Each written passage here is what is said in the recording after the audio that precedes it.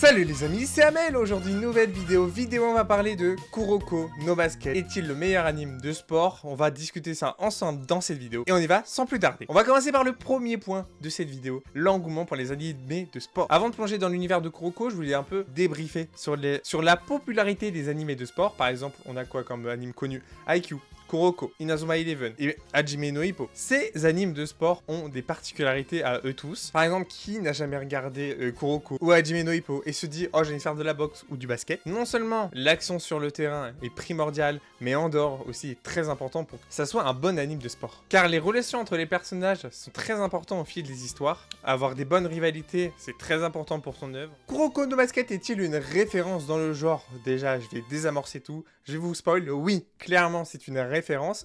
Pourquoi? On va argumenter. Kuroko no Basket nous offre une combinaison parfaite d'actions frénétiques, des stratégies innovantes, des pouvoirs intrigants et des personnages inoubliables. Elle a su conquérir beaucoup de fans du monde entier grâce à son œuvre inédite. Les points forts de Kuroko no Basket, on va y retrouver des personnages mémorables ainsi que des techniques de basketball innovantes, de la narration captivante. Les arcs narratifs sont bien racontés, sont bien ficelés. Une bonne animation de qualité pour ceux qui sont anime only, bien sûr c'est très important de regarder, d'avoir une bonne animation. Parce que si tu n'as pas une bonne animation, l'anime est clairement pas regardable. On peut voir aussi évoluer les personnages, et ça c'est bien dans un anime de sport, parce que si tu n'as pas ça dans un anime de sport, une évolution sur le personnage, alors faut inventer, enfin, ton anime de sport doit se démarquer autre part. Un autre point fort dans Kuroko no Basket, c'est l'équilibre des actions et des relations entre les personnages. Cela donne une profondeur émotionnelle qui va au-delà du sport. Et les messages positifs dans Kuroko no Basket aussi, on y en retrouve. Par exemple, on y retrouve la persévérance, l'amitié et la volonté de surmonter les obstacles devant eux.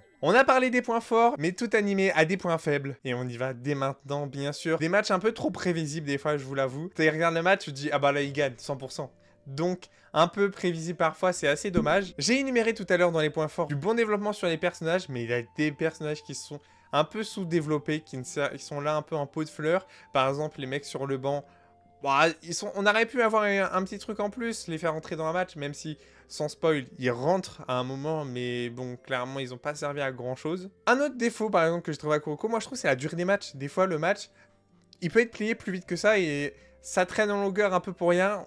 On dirait que c'est Goku contre Freezer, frère.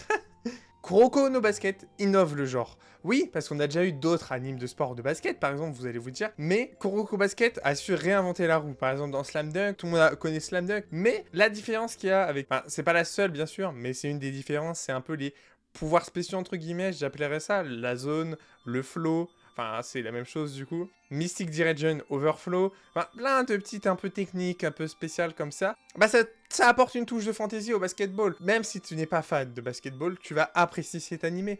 Parce que tout simplement, il y a un peu de fantaisie dedans. Et ça, c'est vraiment exceptionnel. Tu te vois en train de faire les mêmes techniques qu'eux, alors qu'au final, t'es rincé au sol au basket. C'est vraiment l'innovation que vient apporter Kuroko dans l'histoire. Mais ça ne répond toujours pas à la question. Kuroko no Basket est-il le meilleur anime de sport? Bien sûr que Kuroko no Basket n'est pas le seul pépite des animes de sport, mais il y a d'autres joyaux tels que IQ, Yuri on Ice et Slam Dunk, si vous voulez d'autres baskets un peu plus traditionnels. Ces séries uniques et passionnantes, chacune mérite d'être visionnée. J'espère que cette vidéo vous a plu, moi je vous conseille d'aller voir cette dernière vidéo